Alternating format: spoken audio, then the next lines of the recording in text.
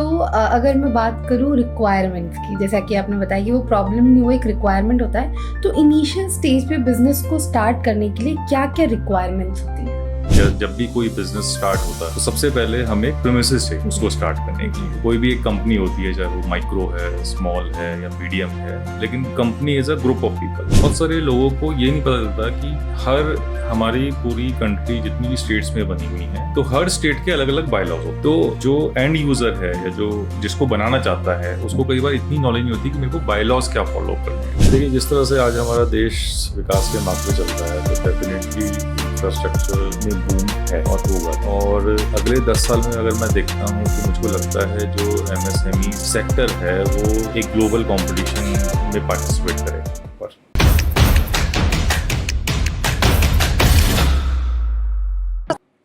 नमस्कार दोस्तों, स्वागत है आपका फिर से हमारे शो एमएसएमई इस हफ्ते में। आज के गेस्ट बहुत ही इंटरेस्टिंग हैं क्योंकि जिस टॉपिक के बारे में हम बात करने वाले हैं वो है इंफ्रास्ट्रक्चर, जो कि हर एक एमएसएमई का प्रॉब्लम होता है। इनिशियली उसके ऊपर काम कैसे करें, क्या योजनाएं हैं, क्या स्कीम्स हैं, लोगों को पता नहीं होता। तो वो सारी चीज़ों के बारे में जानेंगे। तो स्वागत करती हूँ आज के हमारे गेस्ट मिस्टर अजय गुप्ता का। तो स्वागत है सर आपका।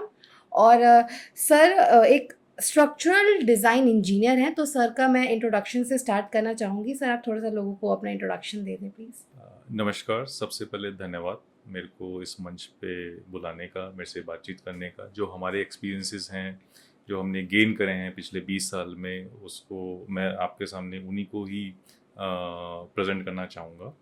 तो उससे पहले मैं अपने आप को जैसे एक छोटा सा इंट्रोडक्शन देना चाहूँगा। मेरा नाम अजय गुप्ता है, मैं स्ट्रक्चरल डिज़ाइन इंजीनियर हूँ। मैंने अपनी जो पढ़ाई है स्ट्रक्चरल इंजीनियरिंग मास्टर्स की है from Indian institute of science Bangalore से। मेरा ऑफिस है perceptive ideas consulting engineers private limited, CR park Delhi के अंदर।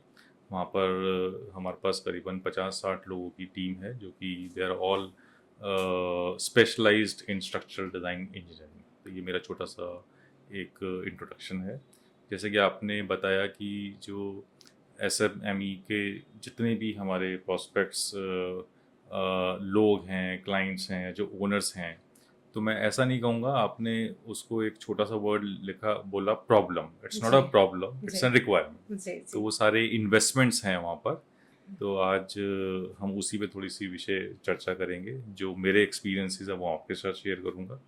तो let's go ahead on that. Yes. तो अगर मैं बात करूँ रिक्वायरमेंट्स की, जैसा कि आपने बताया कि वो प्रॉब्लम नहीं, वो एक रिक्वायरमेंट होता है। तो इनिशियल स्टेज पे बिजनेस को स्टार्ट करने के लिए क्या-क्या रिक्वायरमेंट्स होती हैं? देखिए, ये दशकों से चला आ रहा है। जब भी कोई बिजनेस स्टार्ट होता है तो सबसे पहले हमें एक प्रीमिसेस चाहिए उसको जी स्टार्ट करने के जी लिए। कोई भी एक कंपनी होती है, चाहे वो माइक्रो है, स्मॉल है या मीडियम है, लेकिन company is a group of people. तो उन लोगों को एक साथ इकट्ठा करके उनके साथ काम करा जाता है, तो वही कंपनी बनती है। तो सबसे पहले हमें चाहिए प्रीमिसेस। प्रीमिसेस का मतलब कोई बिल्डिंग चाहिए, चाहे वो कंक्रीट की बिल्डिंग हो, स्टील की बिल्डिंग हो। उसके बाद प्रीमिसेस के बाद उसको फंक्शनल बनाना है। उसके अंदर वेंटिलेशन है, उसके अंदर लाइटिंग है, उसका ड्रेनेज सिस्टम है। उसके बाद उस बिल्डिंग तक पहुंचने के लिए इंफ्रास्ट्रक्चर चाहिए, चाहे वो रेल नेटवर्क है, रोड नेटवर्क है, एयरपोर्ट नेटवर्क है। तो मेरे accordingly these are the basic चीज़ें जो चाहिए। उसके आगे हम चलते हैं वहाँ पर। तो जो भी हमारे एमएसएमई के लोग हैं, तो बिकॉज उनका फोकस होता है प्रोडक्शन की तरफ। जी। तो ये जो बेसिक एनवायरनमेंट या जो रिक्वायरमेंट है। इकोसिस्टम क्रिएट करना है, जी। वो as an designer, as an consultants, वो हमारा रोल है। काम तो आता है। जो बेसिक जो आपने मेरे से पूछा, तो वो एक वहाँ से हम शुरुआत करते हैं उस चीज़ की। तो लाइक जैसे आपने बताया कि ये सारी रिक्वायरमेंट्स होती हैं, तो लोगों को काफ़ी सारी दिक्कतें आती हैं कि लोगों को अच्छा स्पेस नहीं मिल पाता है। लोगों को बहुत दिक्कतें आती हैं, ये सारी चीज़ें दिक्कतें होती हैं। तो आप कुछ दिक्कतें हमें बताना चाहेंगे कि ये इनिशियल ये दिक्कतें आती हैं ताकि लोगों को लगे ठीक है, ये सबके साथ ही ये दिक्कतें हैं? नहीं, देखिए, सबसे पहले तो ऑफ कोर्स एक लैंड चाहिए हमें। जी, तो लैंड के जो भी लीगल इश्यूज हैं वो सबको पता है, वो सॉर्ट आउट हो सकती हैं जी। चीज़ें। उसके बाद बहुत सारे लोगों को ये नहीं पता चलता कि हर हमारी पूरी कंट्री जितनी भी स्टेट्स में बनी हुई हैं, तो हर स्टेट के अलग अलग बायलॉज होते हैं।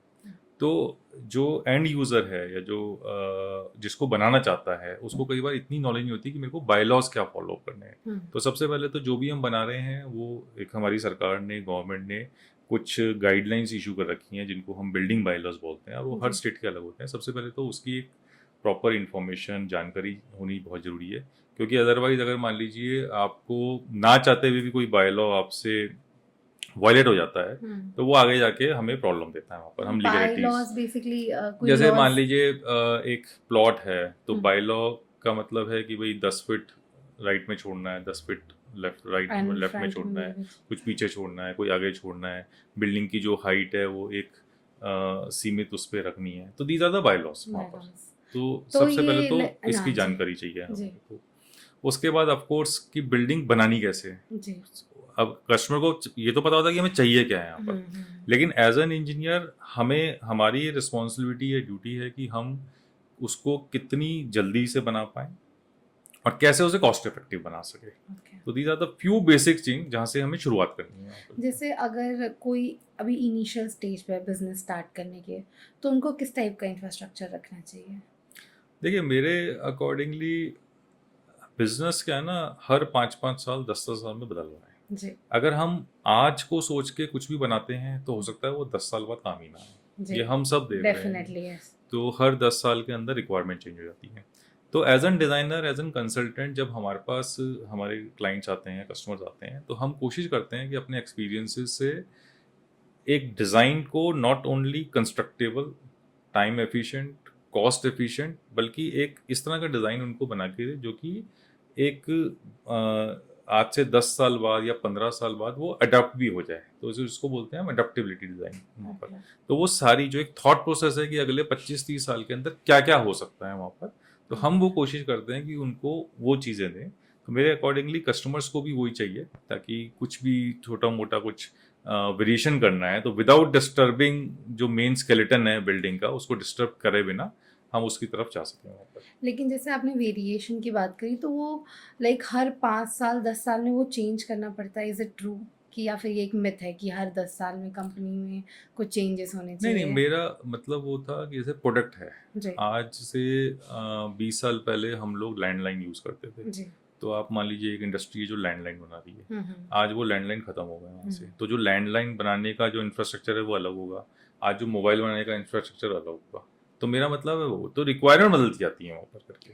तो अगर एमएसएमई को एक स्मार्ट फैक्ट्री या वेयर हाउस डिज़ाइन करना है, तो उसका स्ट्रक्चरल डिज़ाइन या उनकी प्रोडक्टिविटी कैसे बढ़ा सकते हैं? देखिए एज एन स्मार्ट बिल्डिंग का मतलब है कि building should behave smartly Yeah. Bye its own. Yeah. अब बिल्डिंग स्मार्टली कैसे बिहेव करेगी, उसके पास एक अच्छा वेंटिलेशन सिस्टम हो, उसके पास ड्रेनेज सिस्टम हो, रेन वाटर हार्वेस्टिंग पिट हो, उसके पास सोलर एनर्जी के इक्विपमेंट्स हो, उसके पास इलेक्ट्रिक जितने व्हीकल्स आ रहे हैं वो इक्विपमेंट्स हो।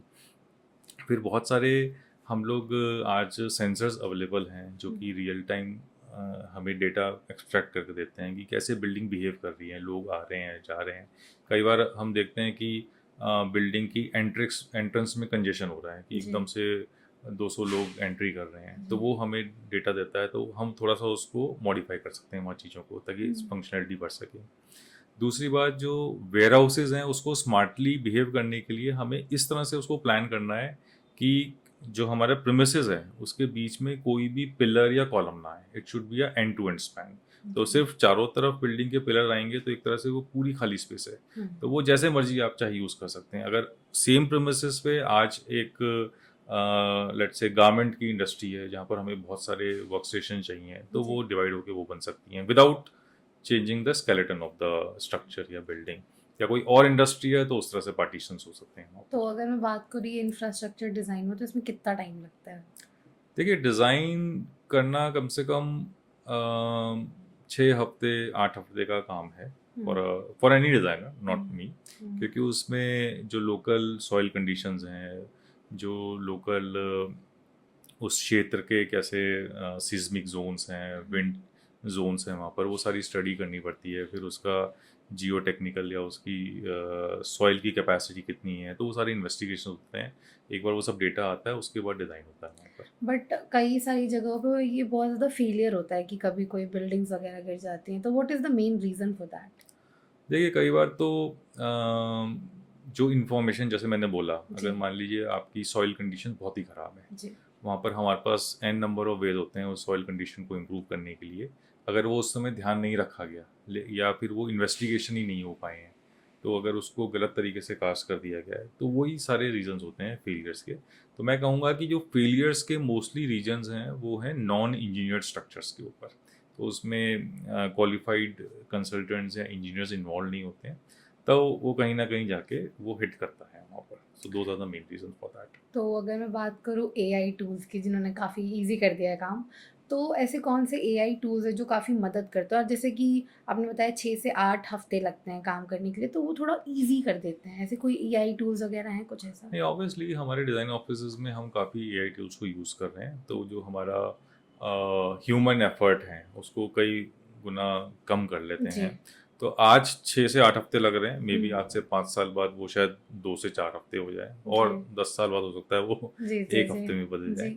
दूसरा जो एआई है, it's more on what you से द प्रेसिडेंसेस। अगर जितना हमारे पास डेटा स्ट्रांग होगा, जैसे मैंने सेंसर्स कह रहा हूँ, जितने हम उसको इनपुट देंगे, इनपुट देंगे वो उतना ही हमें वो हमें एक्यूरेटली देता जी, जी, रहेगा। जी। तो अब ये सिस्टम धीरे धीरे हम भी सेंसर्स लगा रहे हैं बिल्डिंग में, तो अब हुँ। आने वाले टाइम में ऑब्वियसली ये जो 6 से 8 हफ्ते हैं ये शॉर्ट शॉर्ट उसके अंदर कम होंगे वहाँ पर। तो अगर मैं बात करूँ टायर 2, टायर 3 सिटीज़ की, तो वहाँ तक ये डेवलपमेंट अभी क्यों नहीं पहुँच पा रहा? What is the main reason for that? देखिए, इस डेवलपमेंट, कोई भी डेवलपमेंट है, वो ये बट ऑब्वियस है कि वो किसी ना किसी बड़े शहर से कनेक्टेड होगा। जी। तो हमें अगर अपने इस डेवलपमेंट को टायर 2 और टायर 3 की सिटीज़ में पहुंचाना है, तो हुँ। हमें सबसे पहले तो एक कनेक्टिविटी चाहिए, एक जी। बड़े शहर से छोटे शहर की कनेक्टिविटी चाहिए। जी।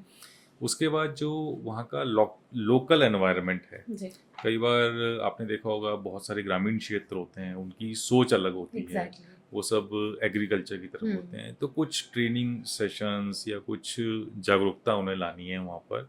तो ये सबके प्रयास हैं, इसमें मैं ये नहीं कहूँगा कि सरकार ही प्रयास करेंगी, हमारे एनजीओज हैं, इवन हम जैसे जो लर्नेड लोग हैं उनके भी प्रयास हैं। हुँ। तो एक बार सब इकट्ठे प्रयास करेंगे तो डेफिनेटली वहाँ तक वो चीज़ें पहुँचेंगी। तो लाइक आप लोग कैसे प्रमोट कर रहे हैं इंफ्रास्ट्रक्चर को? आप लोग क्या-क्या चीज़ें प्रोवाइड करते हैं? ये देखिए, जैसे अभी हमने हाल ही में कर्नाटका के अंदर एक करीबन 6,000 एकड़ का एक इंफ्रास्ट्रक्चर हब प्लान करा है। जी। तो वो उसका स्केल इतना बड़ा है कि उसमें हर साइज़ के प्लॉट्स अवेलेबल हैं, चाहे वो 1,000 गज, 2,000 गज, 5,000 गज, 10,000 गज, इवन एकड़्स में भी अवेलेबल है वहाँ पर। उसके बाद उसके अंदर खुद में उसका रेलवे स्टेशन है, बस स्टैंड्स हैं वहाँ पर, जो एनएच जा रहा है वहाँ से उसकी कनेक्टिविटी है। तो ये सारी प्लानिंग बहुत डे वन से ही सोच के चली है वहाँ पर। इवन ऐसा नहीं है कि 6,000 एकड़ एक साथ डेवलप करा गया है, उसको भी फेजेस में डेवलप कर रहे हैं हम लोग। बहुत सारे उसमें ग्रीन पैचेस हैं क्योंकि एनवायरनमेंट फ्रेंडली बनाया है उसको। और इस डेवलपमेंट के अंदर सबसे जो एक एलिमेंट जो अभी तक मिसिंग है, जो प्रेजेंट डेवलपमेंट्स हैं, कि हमने उसमें कॉमन फैसिलिटीज़ क्रिएट करी हैं। कॉमन फैसिलिटीज़ मतलब कि उसके अंदर खुद का एक वाटर ट्रीटमेंट प्लांट है, खुद का ओके। उसमें सीवेज ट्रीटमेंट प्लांट है, फिर बहुत सारे जगह जगह पर रेन वाटर हार्वेस्टिंग पिट्स हैं, there is a police station is there, there is a hospital is there, community centres वहाँ पर हैं। और हमने एक चंक ऑफ लैंड में बहुत बड़े बड़े वेयर हाउसेस प्लान करे हैं। हुँ। तो उसका फ़ायदा ये होगा कि हर छोटी इंडस्ट्री को अपनी अपनी प्रेमिसेस के अंदर स्टोरेज के लिए एक स्पेस ब्लॉक नहीं करना, तो वो उस जो कॉमन वेयर हाउसेज हैं उसको जी। यूज़ कर सकते हैं। तो ऑब्वियसली जब मेरे पास ज़्यादा स्पेस होगी तो मैं अपनी उस सेम स्पेस में प्रोडक्टिविटी बढ़ा पाऊंगा वहाँ पर। हाँ। तो इस तरह से उसको हमने प्लान आउट करेंगे चीज़ें। आपने बताया कॉमन वेयर हाउसेस का, तो वो कैसे हम और ज़्यादा प्रमोट कर सकते हैं अलग-अलग डिफरेंट सिटीज़ में, डिफरेंट टायर सिटीज़ में? नहीं, वो प्रमोट हो रहे हैं अभी भी। Common warehouse very common now okay. Days. मतलब आप किसी भी बड़े शहर के थोड़े सबब में जाएंगे तो बहुत सारे बड़े वेयर हाउसेज होते हैं। आजकल तो वैसे ही ई कॉमर्स का जी, जी, ज़माना है, जी, जी, जी। तो सभी उसके अंदर आ रहे हैं वहाँ पर। तो अगर मैं बात करूँ ये इंफ्रास्ट्रक्चर बनाने के लिए तो काफ़ी ज़्यादा टाइम टेकिंग प्रोसेस होता है, काफ़ी ज़्यादा इसमें कॉस्टिंग आती है। तो how to make it pocket friendly? देखिए, इसके दो एस्पेक्ट हैं, one is time and other one is the cost. Yes.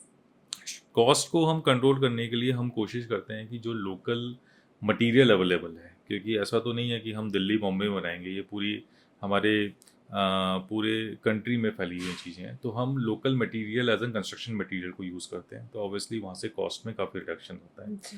फिर जो लोकल लेबर अवेलेबल हैं उसको हम यूज़ करते हैं, और इसको टाइम इफेक्टिव बनाने के लिए नाउअडेज हम लोग सारा प्री इंजीनियर स्ट्रक्चर्स पे जा रहे हैं, जो कि मोस्टली स्ट्रक्चरल स्टील है। तो उसमें क्या होता है कि आपको एज एन डिज़ाइनर हमने ये भी करा है कि हमने कुछ मॉड्यूल्स डिज़ाइन करे हैं कि 1000 गज के प्लॉट में ये बनेगा, 2000 गज के प्लॉट में ये बनेगा। तो इवन जो डिज़ाइन टाइम है उसके अंदर वो भी रिड्यूस हुआ है वहाँ पर। और ये सारे मॉड्यूलर टाइप, मतलब it's kind of a pre fabricated thing कि जी। आपने फैक्ट्री में सब कुछ बना लिया, उसको डिसम्बल करा, उसको ट्रांसपोर्ट करा, वहाँ पर जाके वापस उसको असेंबल करा और लॉन्च करा। तो विद इन 2 मंथ्स 3 मंथ्स एक अच्छी स्पेस आपके लिए आपके पास तैयार हो जाती है। तो उससे हम दोनों को, कॉस्ट को, टाइम को, इवन जो उसकी स्ट्रेंथ है स्ट्रक्चर की, उसकी ड्यूरेबिलिटी है स्ट्रक्चर की, वो जी। कई गुना उसमें एनहांस हो जाती है वहाँ पर करके। तो अगर मैं बात करूँ प्राइवेट कंपनीज़ की, ठीक है, बहुत सारे ऐसे प्राइवेट फर्म्स होते हैं जिनके पास इतना बजट नहीं होता, तो ऐसी कोई गवर्नमेंट स्कीम है या कोई गवर्नमेंट ऐसे प्रोवाइड कर रही है लोगों को?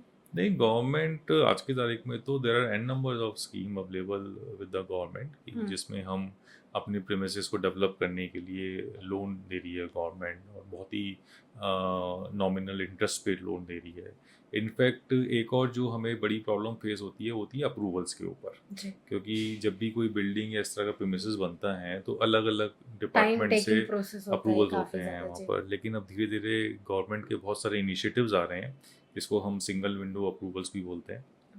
तो उसके ज़रिए हम बहुत ही कम टाइम में और बहुत कम एफर्ट्स के अंदर वो अप्रूवल्स ले सकते हैं। कोई ऐसी ऑनलाइन वेबसाइट है या कोई गवर्नमेंट साइट जहाँ पे हम लोग डायरेक्टली जाके अप्रूवल्स वगैरह के लिए अप्लाई करें या फिर कुछ ऐसा? एक्चुअली ये जैसे मैंने पहले भी कहा कि हर स्टेट के बायलॉज अलग होते हैं। जी। तो हर स्टेट की वेबसाइट्स हैं, जैसे दिल्ली में एमसीडी है, कर्नाटका में भी केआईडीबी वगैरह करके हैं। जी। तो हर स्टेट की एक अपने स्टेट ओन डिपार्टमेंट्स होते हैं वहाँ पर, तो websites are available into it. अब तो बल्कि बहुत सारी जगह पे like what we call no face to face interaction वाली स्कीम चल रही है जी, कि जी, आपको बस जी। अपलोड करना है। अगर मान लीजिए कोई कमी पेशी है तो आपके पास उसी का जी, ईमेल जी, आएगा या जी। मैसेज आएगा, then again you have to upload. तो गवर्नमेंट तो पूरा साथ दे रही है अभी इसको प्रमोट करने के लिए आगे। तो वो क्या कुछ ऐसे स्ट्रक्चरल या इंजीनियरिंग इनोवेशन है जो एमएसएमई क्लस्टर के लिए काफ़ी कॉस्ट इफेक्टिव होता है या फिर ये प्रैक्टिकल हो सकता है? देखिए, जैसे पहले मैंने आपको बताया कि इसमें प्री इंजीनियर्ड फैब्रिकेशंस पे हम जा रहे हैं। उसके जी। अंदर एक तरह से आपने पूरे यूनिट को फैक्ट्री में बनाया और उसको ट्रांसपोर्ट करा के वहाँ पर इरेक्ट कर दिया वहाँ पर। जी। दूसरा, एज एन इनोवेशन हम मोस्टली जो इस तरह की इंडस्ट्रीज को प्लान कर रहे हैं वो सारा कॉलमलेस स्पेसेस होती हैं, उसमें कोई बीच में पिलर नहीं होता। जी। तो इसके अंदर हम उसका कई तरह से यूज़ कर सकते हैं। बाकी जो फ्लोरिंग्स वगैरह हैं, बहुत सारे आजकल एलिमेंट्स आ रहे हैं, तो वो हैवी मशीनरी को भी एब्जॉर्ब कर सकती हैं यहाँ पर, जो सॉफ्टनेस ही है वो भी आ जाती है वहाँ पर। तो all this things can be done into that. जैसे अभी आपने बताया कि आपने 1000 गज के लिए एक अलग सा स्ट्रक्चर प्लान कर रखा है, 2000 गज के लिए अलग स्ट्रक्चर। तो क्या डिफरेंस होता है? क्या-क्या इम्पोर्टेंट चीज़ें होती हैं जब आप स्ट्रक्चर को डिज़ाइन कर रहे होते हैं किसी इंफ्रास्ट्रक्चर की, ये बेसिक चीज़ें इम्पोर्टेंट हैं? जी, देखिए, स्ट्रक्चरल डिज़ाइन करने के लिए सबसे पहले तो उस एरिया का हमें इनपुट चाहिए होते हैं कि लैंड कंडीशंस क्या हैं। उसके बाद जो सॉइल, उसका जो स्ट्रेटा है भाई, जो हम स्ट्रक्चर बना रहे हैं वो इतनी सॉइल में मजबूती है कि उसको वो सस्टेन कर पाएगी नहीं कर पाएगी। उसके बाद जो उसके अर्थक्वेक जोन्स हैं उसकी इंफॉर्मेशन चाहिए, जहाँ पर जो विंड फोर्सेस उस पर आ रहे हैं उसकी इंफॉर्मेशन चाहिए, और हमारे जो एंड यूज़र्स हैं उनकी रिक्वायरमेंट्स चाहिए। मान लीजिए एक इंडस्ट्री है जिसपे लेट्स से कोई छोटी इंडस्ट्री है जो कि प्रेस मशीन वहाँ पर आनी है। अब ऑब्वियसली प्रेस मशीन का वेट बहुत ज़्यादा होगा, जी। तो वो स्ट्रक्चर उसके अकॉर्डिंगली डिज़ाइन होगा वहाँ पर। और एक इंडस्ट्री है जो कि लेट्स से शूज़ की पैकिंग कर रही है या शू मैन्युफैक्चर कर रही है, तो उसका डिज़ाइन अलग होगा। तो सबसे पहले as an structure engineer, as a design consultant, हमें ये सारी इन्फॉर्मेशन गैदर करते हैं। उसके बाद इन्वेस्टिगेशंस होते हैं, और उसके बाद डाउन द लाइन उस इंडस्ट्री का या उस ओनर्स का, जो उनके ओनर हैं, उनकी क्या अप्रोच है कि वो कैसे अपने इस प्रेमिसेस को कितना अडॉप्ट कर सकते हैं आगे के लिए। तो वो सारे उसमें एलिमेंट जाने जाते हैं। तो आपने कभी ऐसे मॉड्यूलर या रेप्लिकेबल इंफ्रास्ट्रक्चर मॉडल बनाए हैं जो छोटे मैन्युफैक्चरिंग यूनिट के लिए काफ़ी अच्छे हों? जी, इस तरह के हमने 500 गज, 1000 गज के मॉडल्स काफ़ी बनाए हैं। जी। बल्कि हमने लोगों को ट्रेनिंग भी दी है, जो एक्चुअल साइट पे लोग काम करेंगे उसको, कि कितनी जल्दी और कैसे वो होता है।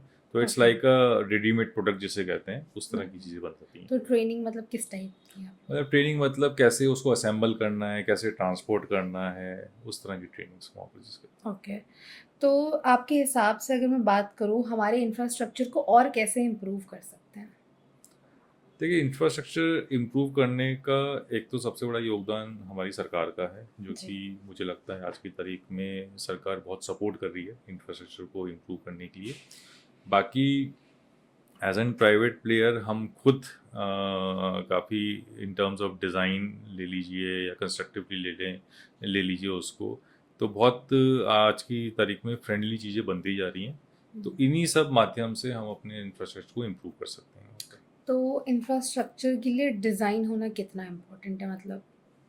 नहीं, सी डिज़ाइन इज़ अ बैकबोन तो वो तो चाहिए। तो लाइक कोई बेसिक सिंपल डिज़ाइन चाहिए होता है या फिर ऐसा कुछ होता है कि अलग-अलग जैसे कोई मैन्युफैक्चरिंग फर्म बनाना है तो उसके लिए अलग डिज़ाइन होता है, किसी का एक नॉर्मल ऑफ़िस खोलना है तो उसके लिए अलग डिज़ाइन रहता है, तो क्या डिफ़रेंस कैसा रहता है? नहीं, डिज़ाइन सारे अलग-अलग होते हैं। हुँ, इट्स ऑल डिपेंड कि हमारी ज़रूरतें क्या हैं। तो सबसे पहले जो डिज़ाइन की बेसिक प्रिंसिपल्स हैं, वो फंक्शनैलिटी होनी चाहिए उसके अंदर स्ट्रेंथ होनी चाहिए और उसके अंदर ड्यूरेबिलिटी होनी चाहिए। फंक्शनैलिटी मतलब कि एंड यूज़र्स को क्या चाहिए, वो सारे एलिमेंट उसमें होने चाहिए। जी, स्ट्रेंथ मतलब एज एन स्ट्रक्चर इंजीनियर मुझको पता है कि मेरे को किस तरह की बिल्डिंग बनानी है जी, ताकि वो भूकंप को भी रेजिस्ट कर सके, वो हाई विंड फोर्सेस को भी रेजिस्ट कर सके, कहीं पर स्नो हो रही है तो उसको भी रेजिस्ट कर सके, या कभी फ्लडिंग हो रही है तो उसको भी रेजिस्ट कर सके। तो that is the strength of the structure. Durability means कि वो एक अच्छे एस्थेटिक्स कैरी अपीयरेंस में करे, जी, रहना जी, चाहिए। जी। ऐसा नहीं है कि बड़े शैबी स्ट्रक्चर हुँ, चल हुँ, रहे हैं वहाँ हुँ, पर। हुँ। तो उसकी लॉन्ग टर्म ड्यूरेबिलिटी होनी चाहिए। तो हमारी कोशिश रहती है कि हम कुछ भी बना रहे हैं तो कम से कम उसकी लाइफ 50 साल की हो, ताकि एटलीस्ट 2 जनरेशन उसके अंदर उसको यूज़ जी, कर सकें वहाँ पर। जी। तो ये सारे ऑब्जेक्टिव रहते हैं डिज़ाइन को करने के लिए। तो ऐसी कौन-सी 3 चीज़ें हैं जो लाइक लोग एक्चुअली जब इंफ्रास्ट्रक्चर देखने आते हैं, डिज़ाइन देखने आते हैं, तो वो ये चीज़ बोलते हैं कि मतलब जैसे आपने बताया विल्ड विंड से प्रोटेक्टेड हो और बहुत सारी चीज़ें, तो ऐसी कौन-सी 3 चीज़ें हैं, जो लोग बहुत ज़्यादा ध्यान में रखते हैं कि ये चीज़ तो ठीक से होना चाहिए?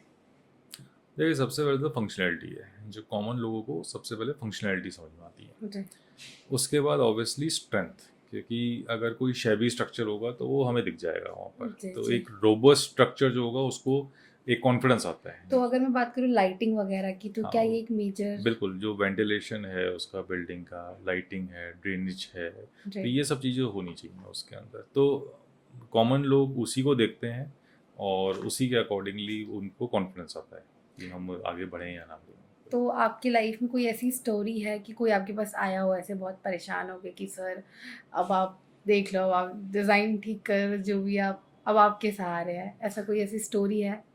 नहीं, एग्जैक्टली स्टोरी तो मैं नहीं कहूँगा, लेकिन जी, हाँ, जो विश लिस्ट होती है, जी, एवरीबडी वांट्स कि भाई जिस प्रीमिसेस में वो अपना आधा दिन गुजार रहा है, जब हम जी, काम करते हैं तो आधा दिन जी, गुजारता है, तो एटलीस्ट वो एक सेफ जोन में रहे। वहाँ पर ड्रेनेज, वेंटिलेशन, सनलाइट वगैरह प्रॉपर आए। तो हम हमेशा हमारी भी यही कोशिश रहती है, and I think these are the basic need, तो उसको वो करना ही चाहिए। जी। तो अगर एमएसएमईज़ को या फिर जो इस सेक्टर में आना चाहते हैं, उनको कोई आप एक शॉर्ट सा मैसेज देना चाहेंगे? शॉर्ट सा मैसेज मैं यही देना चाहूँगा कि जब भी हम कुछ प्लान करें, let us do in a engineered way. जी, मतलब बहुत सारे लोकल प्रैक्टिसेस जो चलती हैं उसको ना देके एक इंजीनियर्ड वे में उनको प्लान करें इन चीज़ों को, और एक लॉन्ग लास्टिंग और ड्यूरेबल स्ट्रक्चर बनाएं जो कि खुद स्ट्रक्चर अपने आप में ब्रीथ करे, जो कि प्रॉपरली वेंटिलेटेड हो, जिसमें ड्रेनेज वगैरह सम हो सारा। और lastly like these are the investments. कई बार ना लोग उसको खर्चा समझते हैं कि ये बिल्डिंग बनाने में खर्चा आएगा, लेकिन at the end it's an investment. Investment. So जो इंफ्रास्ट्रक्चर है इट्स अ टोटली इन्वेस्टमेंट। तो अगर मैं बात करूँ वुमेन्स के लिए, तो उनके लिए एक अलग इंफ्रास्ट्रक्चर नीड होता है, उनके लिए एक थोड़ा अलग सा स्पेस चाहिए होता है। तो आपने कभी कोई ऐसा केस हैंडल करा है? देखिए वुमेन्स के लिए टू बी ऑनेस्ट ऐसा बिल्कुल स्पेसिफिक तो नहीं करा है, बट हाँ जो हम अपने डिज़ाइन में एलिमेंट्स डालते हैं जहाँ पर वुमेन एंटरप्रेन्योर्स हैं या जहाँ पर जो लेबर है more on the female staff, उसके अंदर hygiene is one thing must, which yes. We take care. उसके बाद आज इंडियन सोसाइटी के अंदर लाइक किड्स जो होते हैं वो वुमेन्स की ज़्यादा जिम्मेदारी होती हैं, तो हमने इस तरह से जो इंफ्रास्ट्रक्चर है उसमें क्रच के लिए स्पेसेस रखी हैं, कुछ छोटा मोटा प्ले एरिया डेडिकेट करा है वहाँ पर। तो इस तरह की चीज़ों को हमने ध्यान में रखते हुए वुमेन्स को आगे डिज़ाइन करेंगे। तो लाइक नेक्स्ट अपकमिंग 10 इयर्स में ये इंफ्रास्ट्रक्चर का कितना स्कोप है? देखिए जिस तरह से आज हमारा देश विकास के मार्ग पे चल रहा है, तो डेफिनेटली इंफ्रास्ट्रक्चर में बूम है और होगा भी। और अगले 10 साल में अगर मैं देखता हूँ तो मुझको लगता है जो एमएसएमईज सेक्टर है वो एक ग्लोबल कंपटीशन में पार्टिसिपेट करेगा वहाँ पर। तो हमें अपने इंफ्रास्ट्रक्चर को, अपनी एमएसएमईज को इस तरह से प्रिपेयर करना है या हमें तैयार होना है कि आगे 10 साल बाद या विद इन 10 ईयर्स हम अपने ग्लोबल पार्टनर्स हैं उनके साथ compete कर सकें। तो उसके लिए हमें ऑब्वियसली उस इंटरनेशनल स्टैंडर्ड्स को मीट करना है, उन कंप्लाइंसेस को मीट करना है। तो we have to prepare ourself to get those things. तो लाइक ऐसी क्या दिक्कतें आ रही हैं कि बाहर की कंट्रीज़ का जो इंफ्रास्ट्रक्चर मॉडल है वो बहुत बहुत अलग होता है और बहुत एडवांस होता है, तो वो इंडिया में हम क्यों नहीं कर पा रहे हैं? देखिए it's a slow process. We are developing, we are developing. या तो अगर आप किसी भी बाहर की कंट्री को देखेंगे, अगर आप उसको थोड़ा सा स्टडी करेंगे, तो वो पिछले 25-30 या उससे भी ज़्यादा सालों से वो उसके अंदर धीरे धीरे स्टेप बाय स्टेप वहाँ तक पहुँचे हैं। तो वी हैव ऑल्सो स्टार्टेड। तो मेरे ख्याल से ये जो आपका क्वेश्चन है वो आज से हो सकता है 10-15-20 साल बाद वो इररिलेवेंट हो जाएगा। तो we are also reach up to that stage. Yes yes. तो आज के लिए इतना ही, हम मिलेंगे आपके साथ नए पॉडकास्ट में। धन्यवाद।